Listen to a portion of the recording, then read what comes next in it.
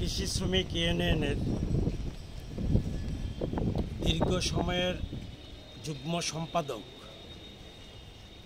Comrade Sunit Chopra গত বছর অর্থাৎ 2023 সালে 4 এপ্রিল সেখানে মৃত্যুবরণ করেন। 24 ডিসেম্বর 1941 সালে অবিভক্ত ভারত অর্থাৎ পাকিস্তানের লাহোরে কমরেড সুনীত চোপড়া জন্মগ্রহণ করেন। পড়াশোনা দিল্লি মডার্ন স্কুলে, তারপরে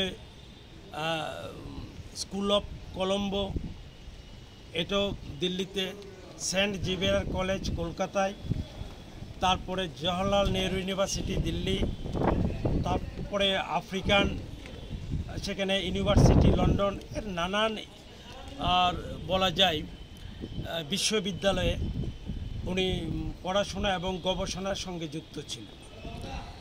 উনি ছিলেন ভারতের ছাত্র ফেডারেশনের ফাউন্ডার মেম্বার, ভারতের গণতান্ত্রিক যুব ফেডারেশনের ভাইস প্রেসিডেন্ট, বলা যেতে পারে ফাউন্ডার ট্রেজারারের দায়িত্ব পালন করেছিলেন ভারতের গণতান্ত্রিক যুব ফেডারেশনের। তার পরবর্তী সময়ে উনি যুক্ত হন সারা ভারত কৃষি শ্রমিক ইউনিয়নের সঙ্গে। দীর্ঘ বহু বছর এই সংগঠনে উনি কাজ করেছেন, একেবারে মৃত্যুর আগ পর্যন্ত এই সংগঠনের সঙ্গে যুক্ত ছিলেন। ভারতবর্ষের যে কৃষি শ্রমিক তাদের বিভিন্ন সমস্যাগুলো কী করে সমাধান করা যায়, ভারতবর্ষের এই 17-18 কোটি যে কৃষি শ্রমিক তাদেরকে রাজনৈতিক দৃষ্টিকোণ থেকে কিভাবে সংগঠিত করা যায়, তাদের মধ্যে কিভাবে রাজনৈতিক মতাদর্শকে সম্প্রসারিত করা যায়, বিকশিত করা যায়, সেই প্রশ্নে কমরেড সুনীত চোপড়া বলিষ্ঠ ভূমিকা সেখানে গ্রহণ করেছেন।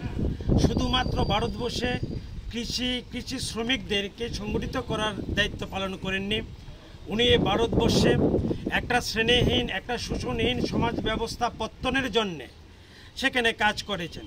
উনি ভারতের কমিউনিস্ট পার্টির মার্ক্সবাদীর সেন্ট্রাল কমিটির দীর্ঘদিনের সদস্য ছিলেন। অর্থাৎ বলা যেতে পারে ভারতবর্ষের মধ্যে একটা বলা যায় সুখী সমৃদ্ধশালী সমাজ প্রতিষ্ঠার জন্য তিনি আমৃত্যু সেখানে কাজ করে গেছেন। উনি ভারতবর্ষের ধর্মান্ধতার বিরুদ্ধে, বিচ্ছিন্নতাবাদের বিরুদ্ধে, সাম্প্রদায়িক শক্তিগুলোর বিরুদ্ধে উনি সেখানে লড়াই করে গেছেন। আজ আমরা ওনার প্রথম মৃত্যুবার্ষিকী গোটা দেশে আমরা যথাযোগ্য মর্যাদার সাথে উদযাপন করছি। আমরা ত্রিপুরা ক্ষেত মজুর ইউনিয়ন রাজ্যের প্রতিটি জেলায়, প্রতিটি বিভাগীয় পরিষদ কেন্দ্রে এবং আমাদের রাজ্য কেন্দ্রে আমরা আজকে সেটা প্রতিপালন করছি। এ প্রসঙ্গে আমি যেটা বলতে চাই, সুনীত চোপড়া শুধুমাত্র একজন সংগঠকই ছিলেন না, উনি ছিলেন বলা যায় আর্ট ক্রিটিক, উনি ছিলেন রাইটার এবং উনি ছিলেন একজন পোয়েট। এটা গোটা দেশের মানুষ সুনীত চোপড়া সম্পর্কে জানেন, আলাদা একটা পরিচিতি আছে। এমন একজন অবিসংবাদিত নেতা এই সংগঠনের মধ্যে ছিল কমরেড সুনীত চোপড়া। আজকে তার এই মৃত্যুবার্ষিকী আমরা সেভাবে পালন করছি এবং উনি যে আদর্শ এবং যে দৃষ্টিভঙ্গি নিয়ে কাজ করে গেছেন এটাকে আরও বেশি গতিশীল করার লক্ষ্যে, গতি সঞ্চারের লক্ষ্যে আমরা আরও সময় উপযোগী পরিকল্পনা সিদ্ধান্ত গ্রহণ করে অগ্রসর হব।